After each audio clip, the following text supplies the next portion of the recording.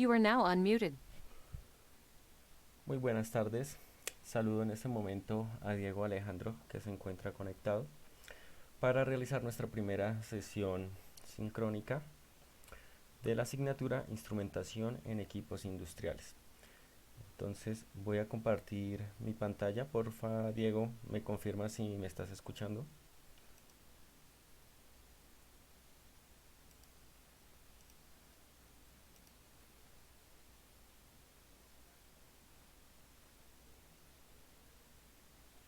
Vale, perfecto.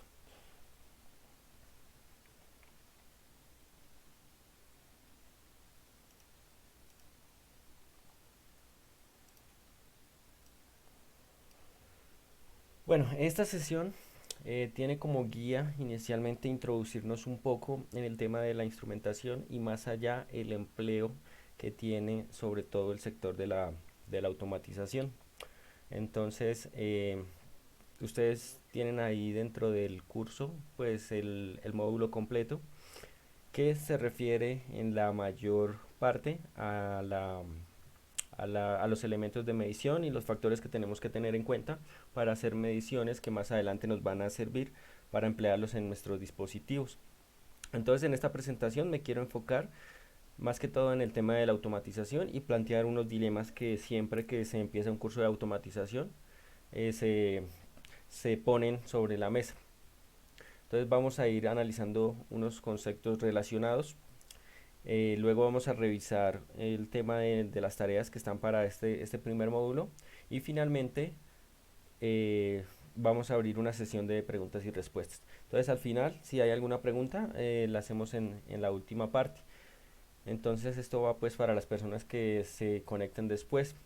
Iniciamos un poquito tarde porque estábamos en una reunión de electrónica, pero pues lo importante es poder cumplir esta primera sesión sincrónica.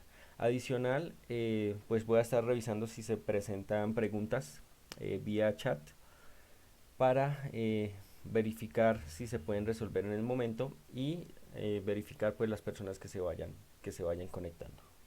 Entonces voy a quitar la imagen de video y nos vamos a enfocar directamente en la presentación.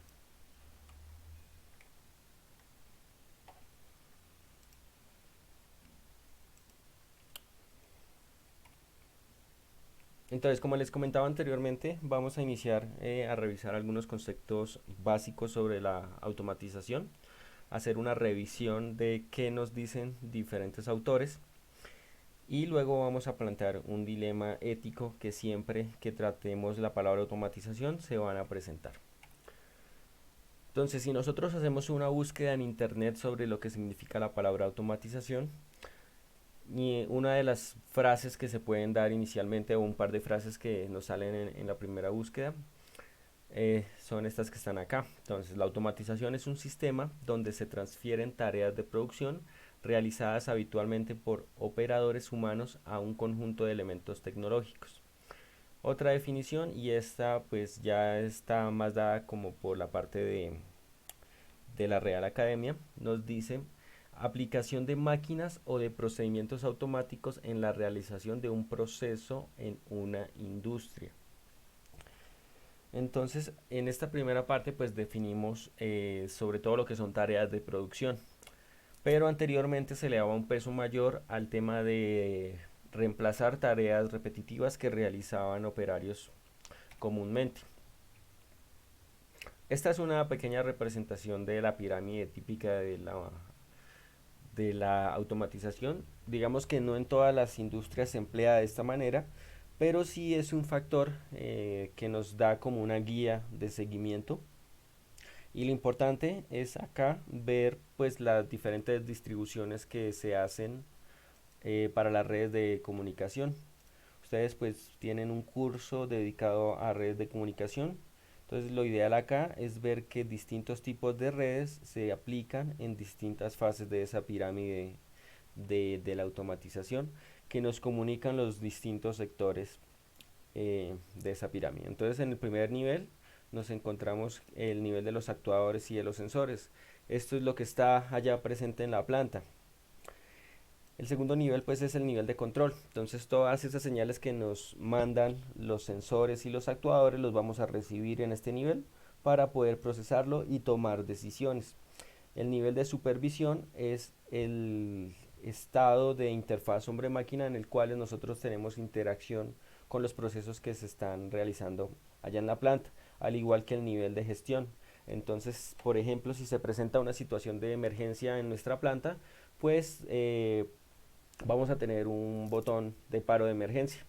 Entonces, estos se encuentran en estos últimos dos niveles. Es un modo clásico de ver la distribución en una planta al momento de automatizar, pero aún en estos tiempos modernos sigue siendo bastante útil. Vamos a seguir con los conceptos de automatización, pero ya sacados de teorías, de la teoría. Cuando digo esto, pues es sacado de artículos científicos o sacados de libros.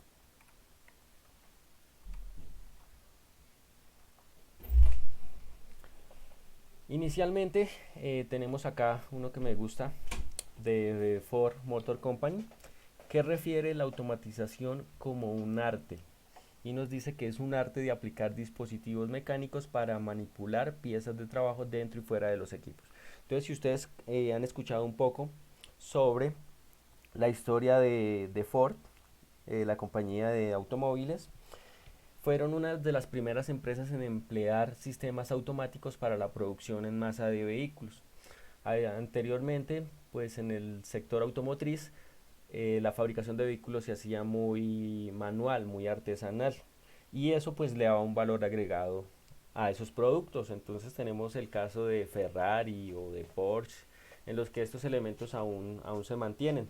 Se- Dado que cuando una persona realiza estas tareas, pues va a tener más cuidado en los detalles.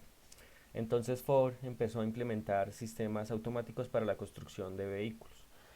Entonces Henry Ford veía la automatización como un arte de aplicar todos esos sistemas mecánicos y electrónicos, aplicarlos al ensamble y a la fabricación de vehículos. Otro concepto que tenemos ahí, la automatización es el proceso de mecanización de las actividades industriales para reducir la mano de obra y simplificar el trabajo. Acá es un poco lo que les comentaba y es lo que vamos a empezar a mirar en varias definiciones que tenemos en esta presentación. El término reducir la mano de obra o simplificar las tareas de los operarios. Miremos el tercero de esta diapositiva. Automatizar es un proceso es conseguir que aplicando un mecanismo feedback funcione sin interacción humana. Entonces otra vez vamos a meternos con la intervención humana, con la mano de obra. Un proceso feedback pues es aquel que se retroalimenta, ¿cierto? En el cual se conoce lo que está saliendo para poder mejorar las operaciones del sistema de producción. Entonces cuando se conocen las salidas es a lo que llamamos un sistema retroalimentado o un sistema feedback.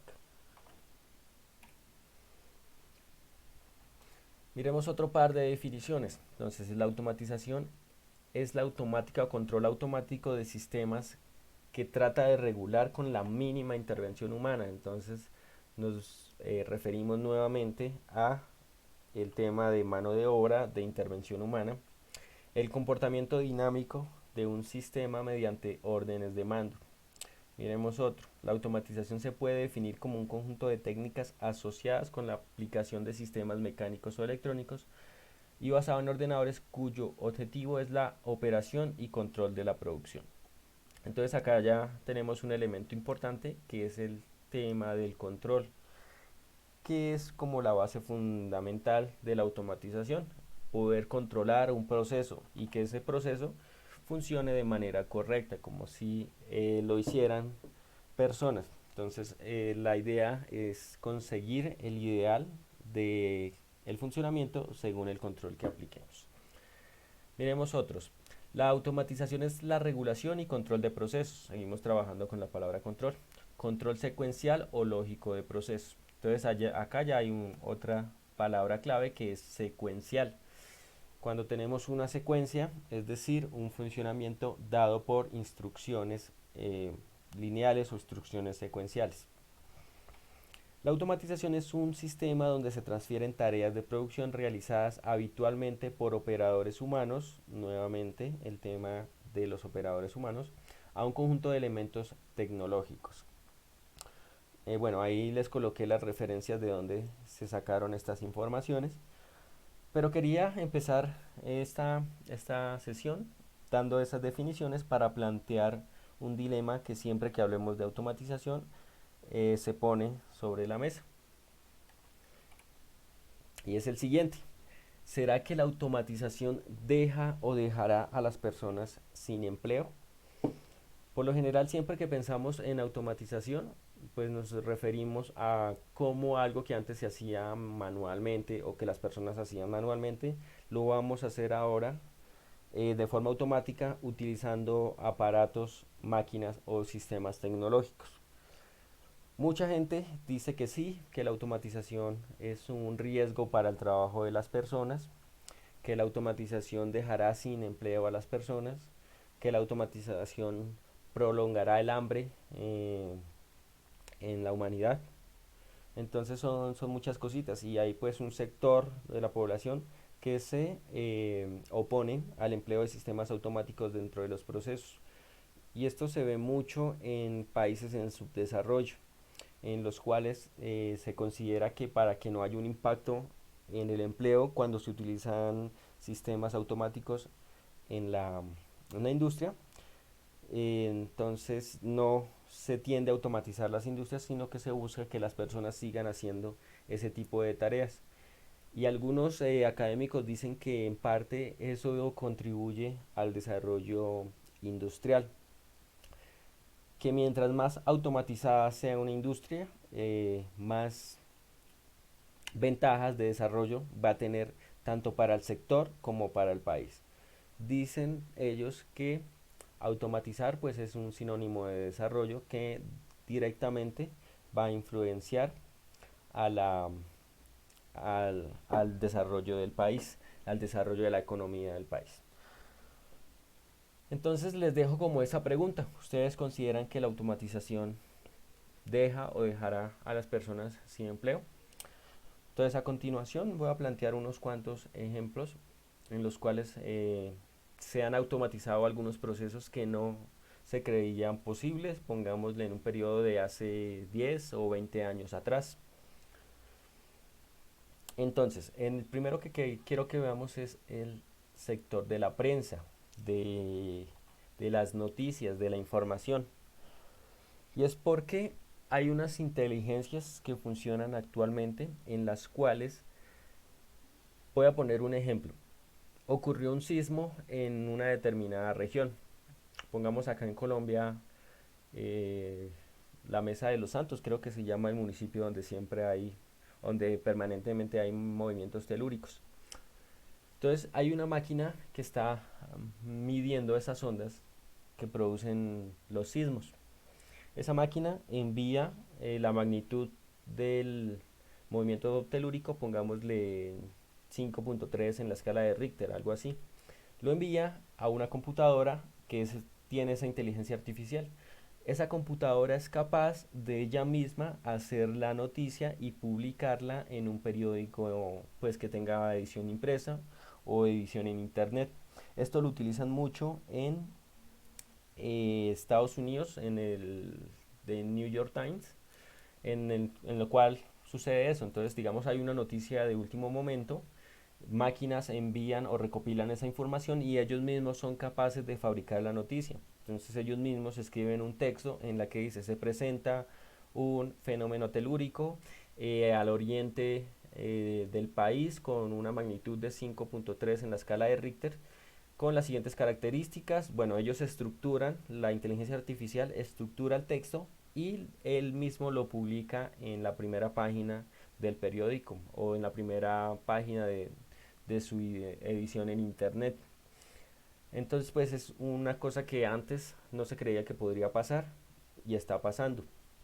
En el tema de las comunicaciones, entonces esto ya es muy visual, que cuando uno llama a una empresa, cualquiera que sea, en la mayoría de los casos le va a contestar una máquina y uno va a tener interacción con esa máquina. Entonces le dice que oprima tal tecla para tal cosa, que oprima tal tecla para saber el estado de su factura, cuánto debe, dónde se puede pagar, sin intervención humana. O actualmente pues está como muy en vigor el tema de los bots, de los chats artificiales, en los cuales uno chatea con un robot y le solicita información y el mismo bot por el chat le contesta las preguntas que uno le está generando.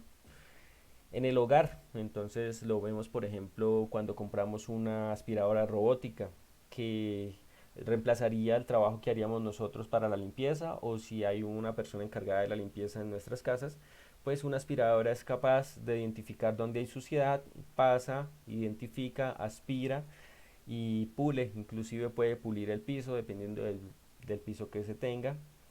O el tema de la domótica, por ejemplo, que las luces se regulan según la necesidad de las personas, o que las cortinas se van corriendo a medida que el día va avanzando. Entonces la ubicación del sol le permite establecer en la cortina qué tan abierta o qué tan cerrada tiene que estar. Entonces pues es una realidad, automatización en el hogar, ¿cierto? En el correo, entonces hay empresas grandes a nivel mundial como Amazon u otras que usan robots para su distribución, o sea, la distribución de la tecnología, de la mercancía que ellos venden. Entonces unos ejemplos que vemos en plantas de Amazon es que son robots los que se encargan de buscar los productos, empaquetarlos y enviarlos. En otros casos se emplean drones para enviar domicilios, para enviar comida. Eso pues es más que todo en países desarrollados que vemos ese tipo de tecnología, pero tarde o temprano llegará a nuestros países. El tema de transporte. Si ustedes han visto por ahí en noticias en donde empresas como Google o como Uber desarrollan vehículos totalmente autónomos que en un futuro pues van a ser capaces de transportar gente y no va a haber chofer, no va a haber piloto, sino el dispositivo automáticamente llevará a una persona de un lugar a otro. En el tema de la alimentación, hay restaurantes que utilizan sistemas inteligentes en los cuales la persona entra mediante un panel táctil, pide su comida y espera unos 5 minutos, luego va y recoge la comida que él pidió.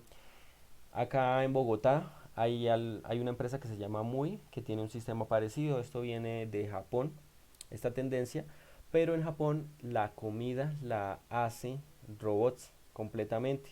Acá en Colombia aún se utilizan personas para cocinar, pero en esos países hay máquinas que son capaces de fabricar la comida y pues la persona simplemente entra en el panel táctil, ordena lo que quiere y una máquina le dispensa la comida que solicitó. El tema del comercio. Entonces, otro ejemplo actual, hay máquinas que son capaces de hacer cálculos de intercambios monetarios. Entonces, las máquinas compran valores en un sector y los venden en otros automáticamente. Es algo que se hacía en los movimientos de los corredores de bolsa. Actualmente hay inteligencias artificiales que son capaces de hacer esas mismas funciones. Y nuestro ejemplo más importante pues es el de la industria, que es el sector que más ha inspirado el tema de la automatización. También hay otros sectores importantes como el sector militar y el sector médico, pero pues ya tienen un campo de desarrollo un poco más grande y más específico. Entonces quería mencionar estos que están acá en pantalla porque son como muy comunes a nuestra realidad cotidiana. Entonces quisiera ahora ponerles un par de ejemplos para que ustedes vean pues algo de estos sistemas que les estoy hablando. Entonces el primero es sobre lo que les comentaba de Amazon. El primer almacén Entonces robotizado de pueden, Amazon en pueden escuchar. España ya está listo. Amazon ha puesto en marcha su primer almacén robotizado de España en Castellbisbal, pueblo del área metropolitana de Barcelona. Allí encontramos a Drive, el nombre que le ha puesto a este pequeño robot que Amazon utilizará para mover el género por el almacén, uno que cuenta con menos pasillos y más espacio para almacenar. Este robot, por supuesto, sonará. Con forma de rumba ya lo hemos visto en más de una ocasión, y aunque parezca poca cosa, es capaz de desplazar hasta 1300 kilogramos de productos en una estantería especial llamada Pod, todo ello a una velocidad de 1,7 metros por segundo. De este modo, los robots llevan los productos a los operarios que preparan los correspondientes envíos, una automatización que permite ganar más espacio de almacenamiento por cada metro cuadrado y a la vez una mayor eficiencia, y es que cada uno de estos pedidos que se realizan tiene un tiempo de preparación estimado entre 15 y 70 minutos. Por supuesto, sin datos exactos de cómo afectar al personal. La gran pregunta que os haréis mucho es si esto genera despidos.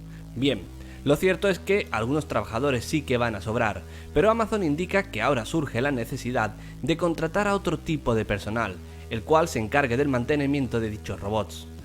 De modo que en los próximos 2 años ellos estiman que necesitarán unas 200 personas y más de 2000 personas hasta el año 2020.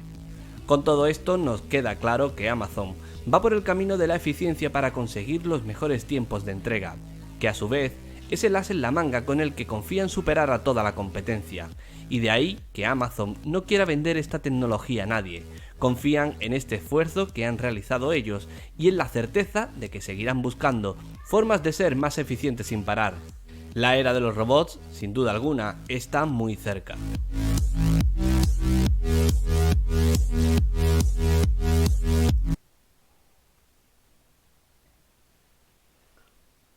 Bueno, ese fue un primer ejemplo de aplicación de robots en el sector de envíos. Amazon pues es algo parecido a Mercado Libre, venden mercancía. El video no tiene audio. Bueno, les voy describiendo entonces lo que decía el video. Lo que nos muestran ahí es robots que se encargan de posicionar en qué lugar se encuentra el paquete o el producto que nosotros compramos, y ellos mismos hacen todo el desplazamiento para que nosotros obtengamos el paquete que enviamos. Entonces ellos ubican el paquete y se lo llevan a un operador que es el que se encarga de empacarlo y enviarlo. Entonces el 70% de la tarea la hace un robot. ¿Qué pasa? Yo me meto a la página, compro el producto que quiero y le llega esa orden directamente al robot. El robot va, ubica el producto y se lo lleva a un operador para que lo embale y lo mande a la persona que lo compró. Es un sistema bastante eficiente, pero pues imagínense en esas bodegas tan grandes, todo el trabajo que antes realizaban personas, ahora lo están realizando robots. Listo, igual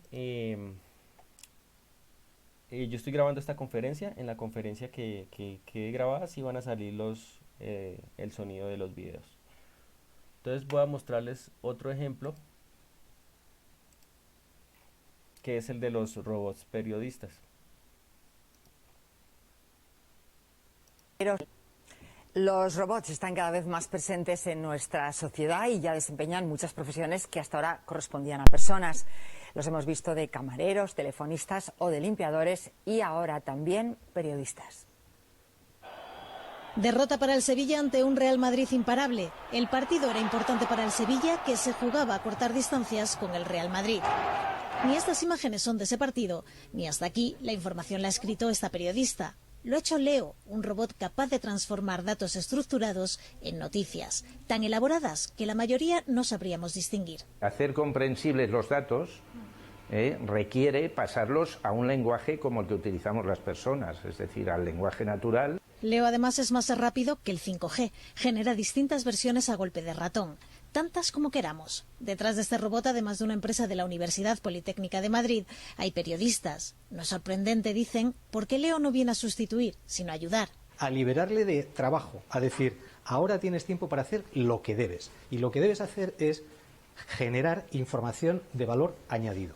no estas informaciones que pueden ser automatizadas, que es nuestro terreno, el terreno de Leo. No es único. Muchos medios nacionales e internacionales ya están utilizando sistemas parecidos. Los robots periodistas todavía no son capaces de preguntar, jerarquizar o contextualizar, pero la realidad es que cada día están más preparados para ocupar cualquier lugar en la redacción.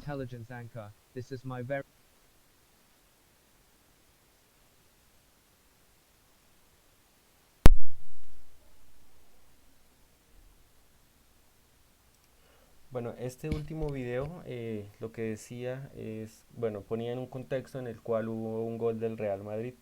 Esa información le llegó al instante a ese robot o a esa inteligencia artificial, y esa inteligencia artificial redactó el artículo que se publicó en la página web de la empresa de noticias.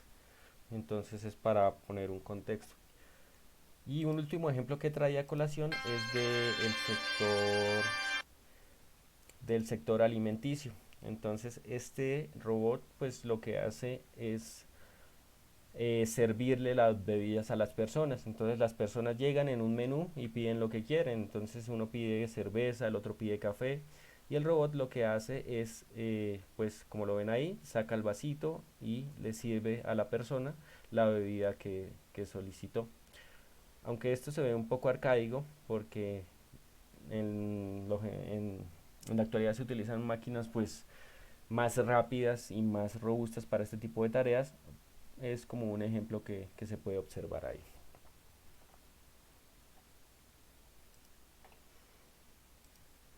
Entonces eso un poquito para introducir el tema de la automatización en distintos campos de la vida contemporánea. Entonces les dejo esa pregunta como para que hagan una reflexión ustedes. ¿Será que la automatización deja o dejará a las personas sin empleo? En los módulos del curso les publico un documental que es bastante llamativo, analiza muchos ejemplos, muchos casos y establece pues unas cuantas conclusiones. Desde el sector en el que nosotros nos encontramos en la parte académica como profesionales, yo les puedo decir lo siguiente, y es que si bien la automatización deja sin trabajo a personas, esas funciones que realiza la automatización son aquellas que son de carácter repetitivo. Pongo un ejemplo, por ejemplo, en un taller en donde se doblan varillas. Entonces, anteriormente una persona dobla una varilla en 5 minutos. Se compra una máquina que en 5 minutos dobla 100 varillas, ¿cierto? Todas esas actividades que son repetitivas, pues lo ideal es que las realice una máquina. ¿Qué recomendación nos dan los expertos en automatización respecto a el tema de dejar sin trabajo a las personas? Lo que busca es que la gente que antes realizaba esas actividades en las cuales la gente se queda sin trabajo, se fundamenten, se capaciten, estudien bastante para que ahora ellos que antes realizaban esas tareas que ahora son automáticas, sean los que programen los robots, sean los que hagan el diseño de planta, sean los que le hacen mantenimiento a los robots, etcétera. Es decir, que tengan una actividad un poco más compleja y no sus labores cotidianas. Entonces lo que nos dicen los expertos en automatización es que todas esas personas, para no quedarse sin trabajo, lo que tienen que hacer es capacitarse. Y creo que esa es la actividad que nosotros hacemos desde la academia. Entonces la idea que ustedes estén viendo estos programas que ofrece la universidad, que se puedan especializar, que puedan estudiar, los lleva a tener un grado superior en los cuales puedan realizar muchas otras tareas. Entonces esa sería como una conclusión de esa primera parte. Listo. Entonces esa era como la primera partecita que quería tratar en cuanto al dilema que nos plantea la automatización. Ahora vamos a ver algunos conceptos generales que se presentan al momento de automatizar y que son útiles para determinarlos en nuestros sistemas productivos. Entonces a continuación se presentan una serie de frases que dan a conocer algunas ventajas que tiene automatizar. Vale la pena aclarar que no en todos los casos conviene automatizar. Hay algunos sectores en donde es preferible trabajar todavía de manera artesanal que automatizar los procesos. Entonces, si una labor es bastante sencilla de realizar, no valdría la pena implementar automatización, dado que la automatización pues genera costos de implementación y por lo general esos costos son bastante elevados. Entonces, dentro de las ventajas que tenemos acá, aumentar la productividad de la instalación. Entonces, obviamente, esas labores que antes se hacían de manera manual tomaban mucho más tiempo que si se realizan de forma automática. Incrementar la flexibilidad de las máquinas. Esto va a que en una planta que es flexible, pues tiene condiciones de mejora hacia un futuro, o en la cual se pueden introducir otras máquinas que van a mejorar su productividad, pero que no van a afectar lo que ya se realizaba anteriormente. A eso apunta la flexibilidad. Minimizar tiempos de espera o tiempos de parada. Entonces, esto va muy de la mano con la optimización, en que los tiempos de parada o tiempos de espera sean los mínimos posibles, porque todo se traduce en el factor económico. Entonces, imagínense ustedes la planta de Coca-Cola en la cual se daña la embotelladora y toca pararla porque hay que reparar lo que se dañó. Un paro de 1 minuto para una planta como la de Coca-Cola pues va a generar pérdidas bastante grandes, ¿no? Pérdidas millonarias. Incrementar la seguridad. Entonces, una de las tendencias que tiene la automatización es que sean cada vez más seguras a equipos que se hacían, a tareas que se hacían anteriormente. Conseguir mejor adaptación a contextos especiales. Entonces, por ejemplo, en industrias como la metalúrgica, en la cual se manejan altas temperaturas de fundición, entonces es muy utilizadas máquinas que realizan las distintas labores que se realizan en esos sectores, y esto ayuda mucho al tema de la seguridad de los operarios, ¿cierto? Adaptación a tareas físicas o intelectuales que sean poco apropiadas para las personas. Entonces pensemos, por ejemplo, en un sector en el que hayan altas temperaturas. Por ejemplo, lo que se hace cuando se exploran volcanes, que por lo general no se envía una persona, sino que se envían máquinas para que hagan la exploración. Entonces son situaciones especiales en las que conviene más utilizar una máquina a arriesgar la vida de una persona.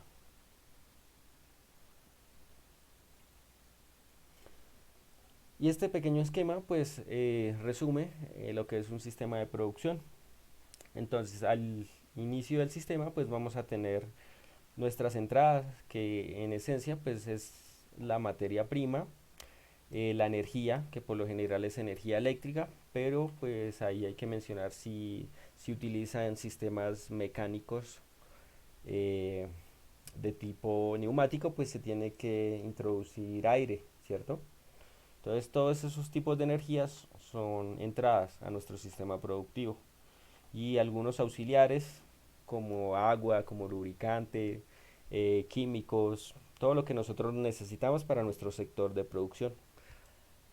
Adentro del sistema de producción pues ocurre la magia, ¿cierto? Entonces ahí van todos los procesos, que por lo general es la parte que se automatiza, es la planta. Y lo que obtenemos pues ya son los productos terminados. Casi siempre como salidas también vamos a tener desperdicios, es muy común. Una de las estrategias de la industria actual es minimizar esos desperdicios o darles un segundo uso, darles otro uso. Lo que pasa es que los desperdicios pues muchas veces tienden a generar daños. Entonces, en esas industrias en las cuales se emiten gases a la atmósfera, pues es un daño que nos afecta a todos. Eso se toma también como una salida, y es a lo que denominamos flujo de desperdicios. Dentro de un sistema de producción vamos a encontrar, tanto para la parte de recursos humanos, es decir, para las personas, como para la parte de máquinas, una parte de mando y una parte operativa. Entonces, en la parte de mando estarían nuestros controladores. Es decir, que ahí van a estar los computadores, los PLCs, toda esa parte que se encarga de realizar el control sobre nuestro proceso. Acá también entrarían los elementos de actuación, como son los botones de parada, las interfaces hombre-máquina. Toda esa parte entraría como parte de mando. Y la parte operativa, pues es todos esos dispositivos que se encargan de hacer las tareas que indica la parte de mando. Entonces los sensores y los actuadores entrarían dentro de lo que es la parte operativa.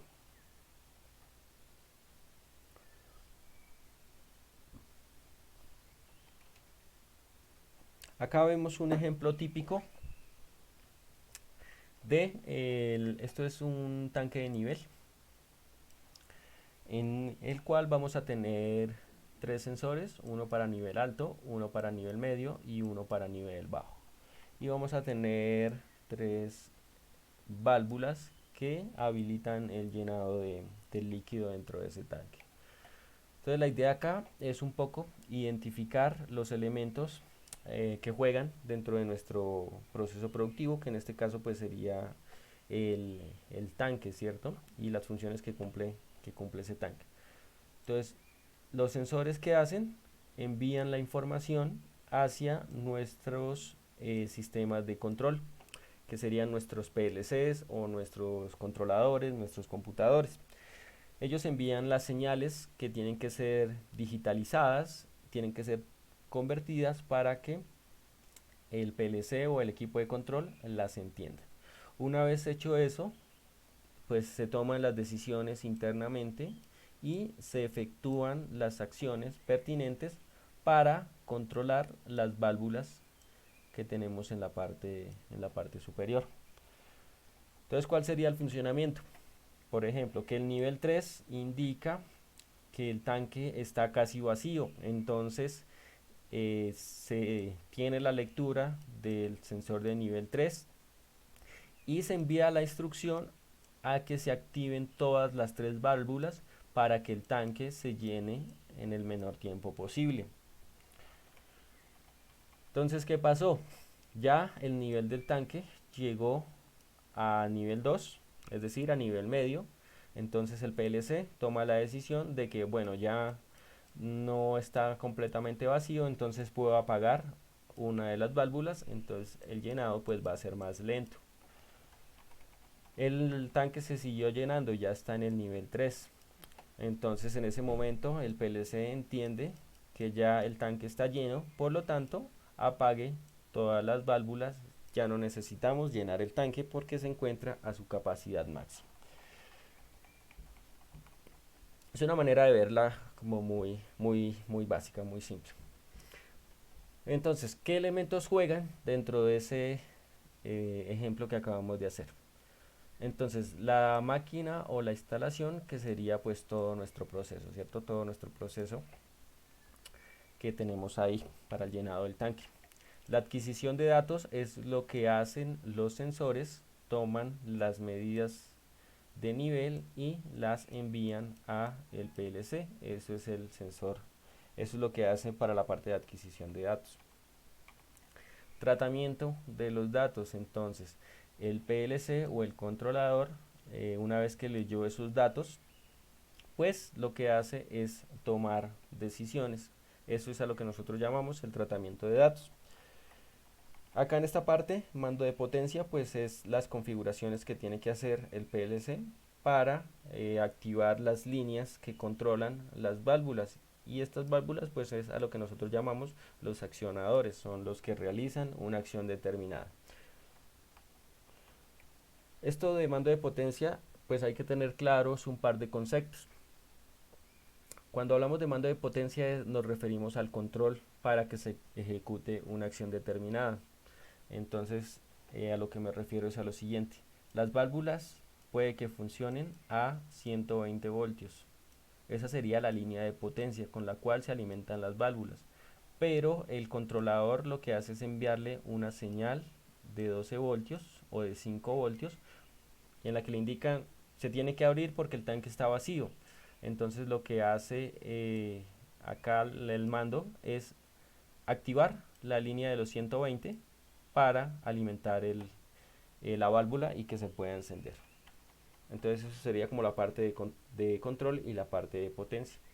Y otro elemento adicional pues es la interfaz de hombre-máquina, que es esas herramientas que ponen en las industrias, en las cuales los operadores pueden entrar a controlar parte del proceso, o en las cuales ellos pueden tener una información detallada de lo que está sucediendo internamente en el proceso que se está desarrollando. Y si lo queremos ver ya como distribuido en parte operativa y parte de mando, entonces lo que les indicaba, en la parte operativa van a entrar a jugar todos los elementos que están allá en la planta. Entonces acá van a estar los actuadores y van a estar los sensores. Y en la parte de mando pues va a estar el controlador, va a estar la interfaz hombre-máquina y todo lo que se realice para poder ejecutar las funciones en la parte operativa.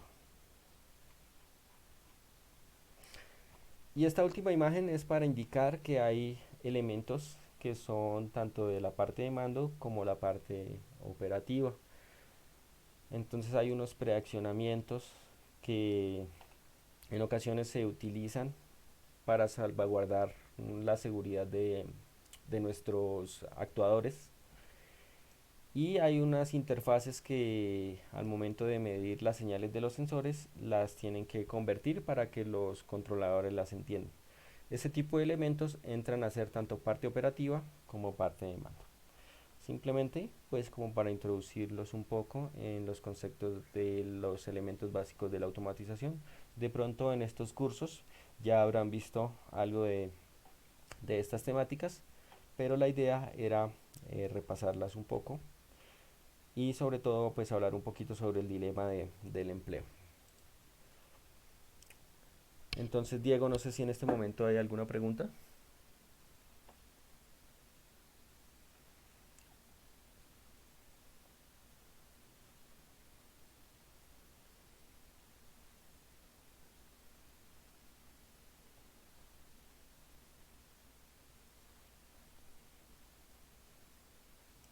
You are now muted.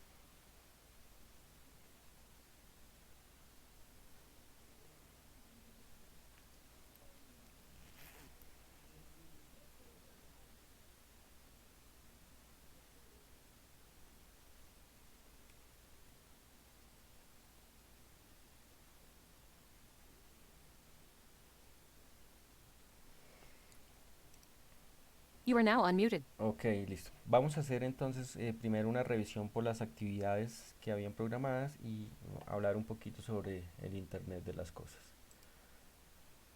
Entonces al revisar los módulos,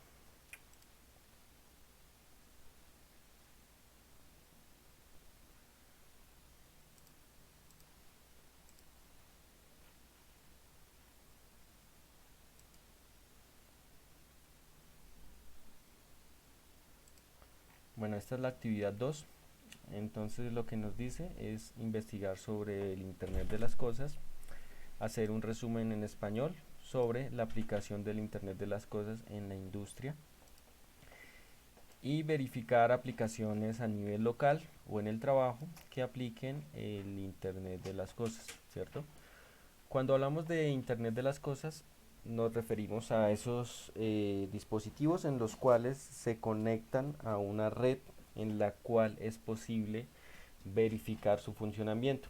Entonces hoy en día tenemos que, por ejemplo, la nevera se puede conectar a internet y que si yo llego a las 6 de la tarde la nevera me tenga un jugo listo para yo tomármelo, ¿cierto? Entonces un poco es esa interacción de los aparatos, que esa permitividad que tienen un plus para el desarrollo de tareas. Cuando hablamos a nivel industrial, entonces, si mal no entiendo tu pregunta, una es la parte de mando y la otra es la parte de monitoreo. Entonces te coloco un ejemplo. Si yo utilizo un robot de estilo dron para monitorear un cultivo de café, por ejemplo, si ese robot se conecta a internet, yo me puedo ir de viaje y puedo verificar qué está haciendo ese robot, si está cumpliendo su trabajo, y adicional pues puedo ver si las matas de café pues están cumpliendo su ciclo de crecimiento. Y si por ejemplo yo me fui para otro país, puedo seguir viendo mediante internet esa aplicación que tiene el robot. Entonces el Internet de las cosas permite todo ese tipo de sistemas, o sea, puedo monitorear o puedo controlar. Entonces, si yo ya vi que las matas de café están maduradas para empezar la producción, ya no necesito al robot que lo supervise, entonces simplemente le doy la orden de que se apague mediante internet. Entonces, la ventaja de que todos esos dispositivos estén conectados a internet me van a dar una ventaja al desarrollo de tareas. Otra cosa, por ejemplo, en ese mismo ejemplo del café, el dron me está monitoreando el color que tengan las plantas de café. Si yo le meto una inteligencia artificial a eso que funciona en un servidor en internet, la inteligencia artificial es la misma que determina cuándo apague los drones, porque mediante tratamiento de imágenes la inteligencia sabe que el café ya está maduro. Entonces ahí hay otra aplicación del Internet de las cosas. Entonces lo puedes interpretar tanto como sistema de mando o sistema de supervisión. No necesariamente puede ser sin cableado, también puede estar cableado o puede estar inalámbrico, pero la tendencia de la industria 4.0 es el menor cableado posible, o sea que tengan la menor cantidad de cables posibles.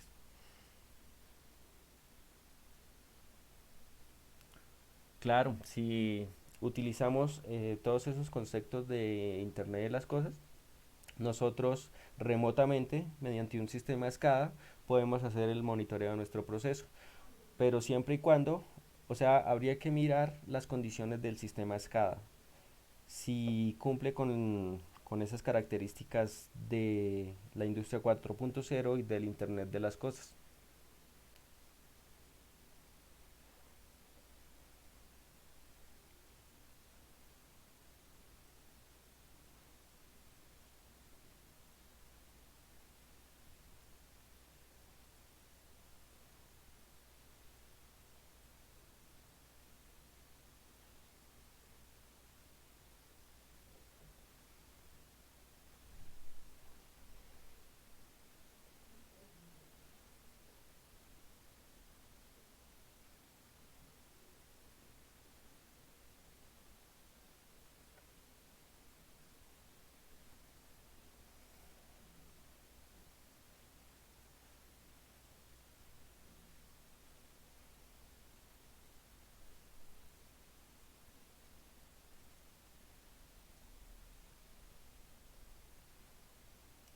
You are now muted.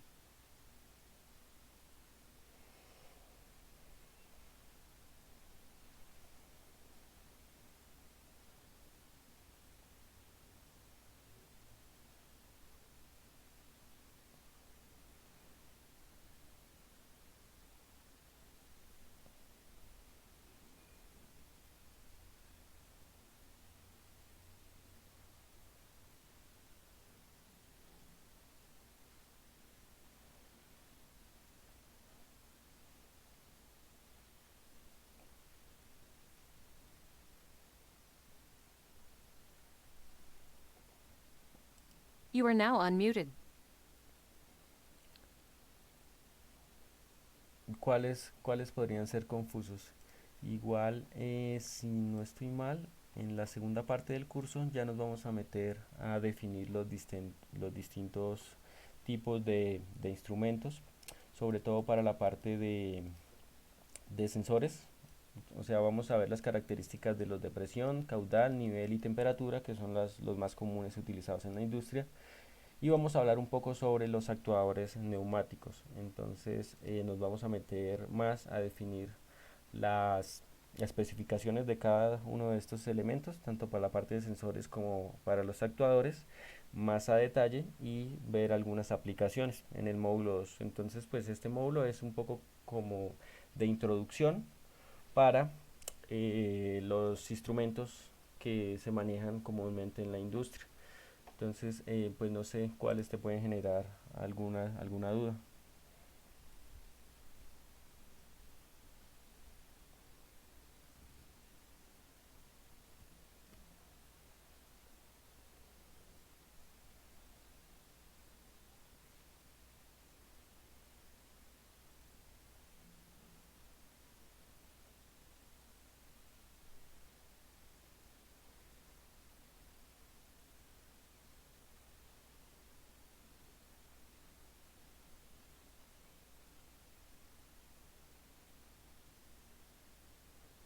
Ah, ok.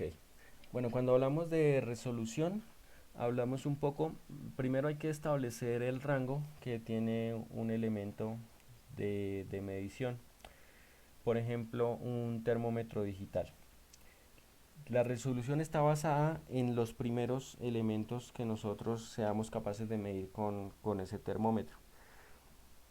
Si por ejemplo el termómetro empieza a medir desde 1 grado, entonces ese grado es el que nos determina la resolución que va a tener. Entonces va a ser de una forma escalada.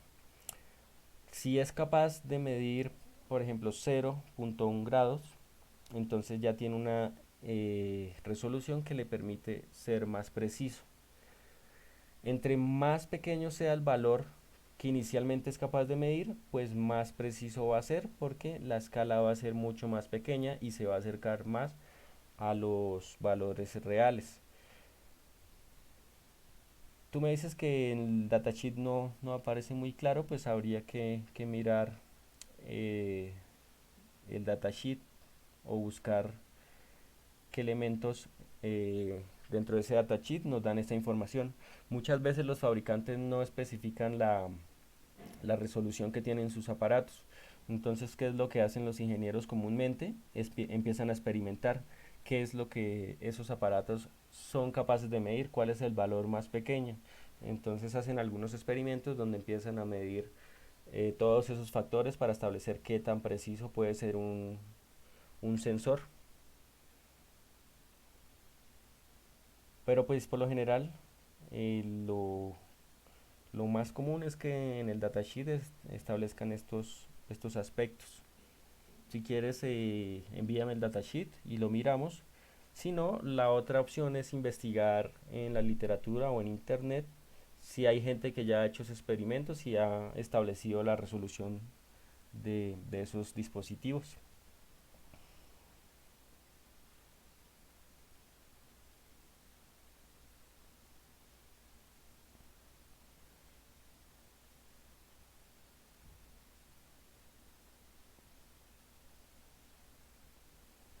Listo, Diego.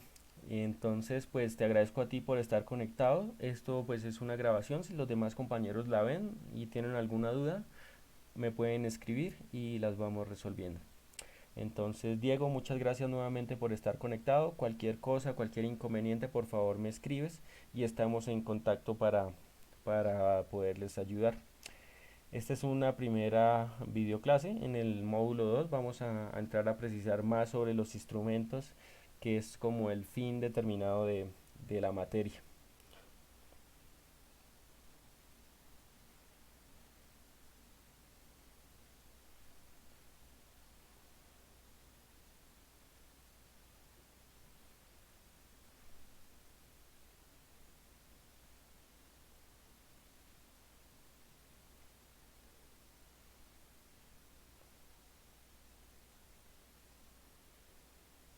Listo, Diego. Igualmente, muchas gracias por estar presentes. Que tengas una feliz noche y un buen resto de semana. Entonces, cualquier cosita estamos en contacto. Muchas gracias nuevamente y nos vemos en una próxima oportunidad.